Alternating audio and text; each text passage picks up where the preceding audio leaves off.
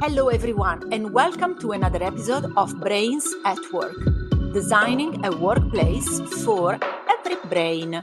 My name is Carla. I am your host, a designer, and a researcher in psychology and neuroscience. I help companies and individuals to design a work experience that changes everything one neuron at a time. Today, I want to start with my personal experience working with a group of students around a critique of an advertisement from a very famous cola brand that we all know, Red and White. We have a table with a group of people drinking the drink and being very happy. We have a tagline and we have the logo, and that's it. So I asked the students, let's start from noting what do you see in this campaign? What can you observe? And let's stay on the most basic level possible. And I have two groups there. One group of brains that say, well, this is friends enjoying a drink together, and they are happy for that. And I have another group in the room that says, well, we have a table with 4 people. Those people seem to know each other and they are also having fun. Apparently they smile, they seem to be happy. They are drinking this. Do you notice the difference?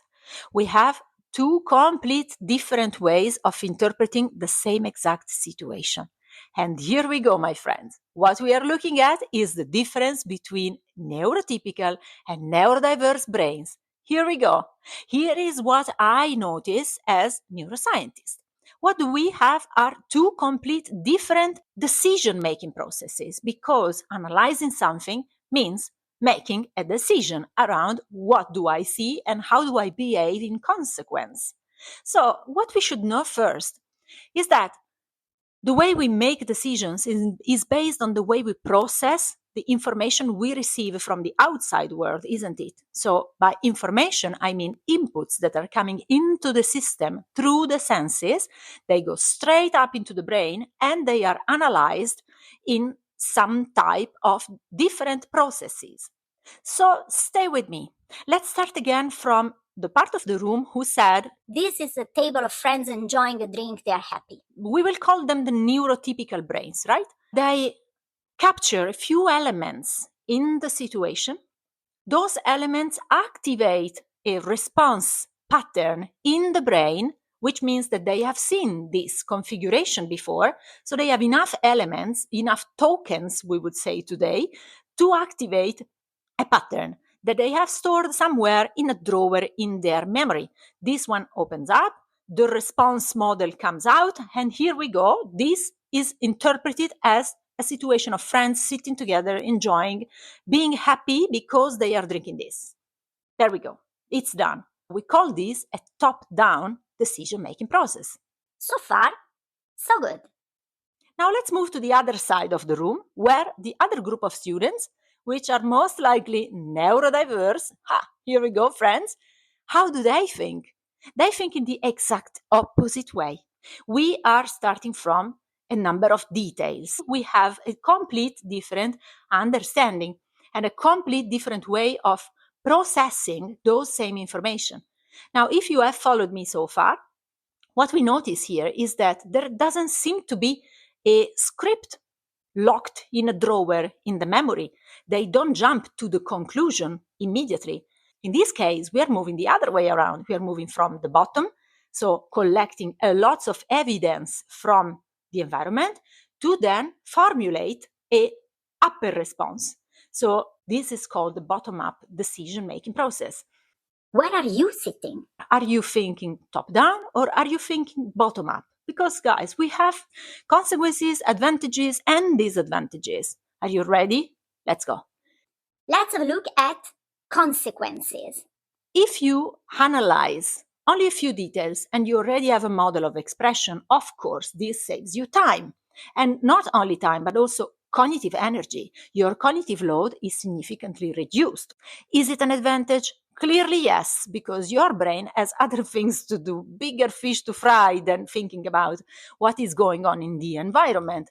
Typically has to keep you alive. So a number of other functions. You cannot really delegate to anything else. Therefore, whenever can cut corners and go faster on processes, will certainly do. This is one case.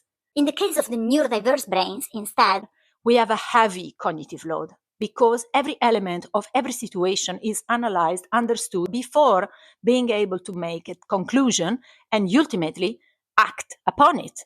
Let's think about it for a moment. Imagine you are in a day full of meetings where you are in plenty of discussions, workshops, normal business life, right? What happens to a number of people in your team is that at some point they may be exhausted, completely exhausted, and willing to sit in a corner alone without anyone talking to them, lock themselves into a phone booth and not get out of there before they are completely recharged. This is a very common scenario for neurodiverse brain, and there is nothing crazy about it. There is nothing strange. These are people who have been thinking the whole day non-stop. While a neurotypical brain can choose if they want to analyze deeply a situation or not, neurodiverse brain cannot choose. There is only one way of functioning, is either 0 or 100%. There is nothing in between. So the first suggestion I want to make is be patient, be understanding. Now that you know about different ways of processing information, be aware of that. And by the way, my dear neurotypical brains, this happens to you as well. It's enough to go on holiday in a country where you don't speak the language. You go there, you try to interact with people, you try to go visit something by yourself and check on the map. For example, in Japan, try to find the address without speaking the local language. That's the moment where you will have to analyze every freaking detail yourself. How are you at the end of the day? Drained. However, we have an advantage, a big competitive advantage on the side of the neurodiverse. Because guys, my dear neurotypical, I have something to tell you. Yes, your brain can go fast. Yes, your brain can process information quickly. However, your brain, to go fast, accepts a lot of mistakes.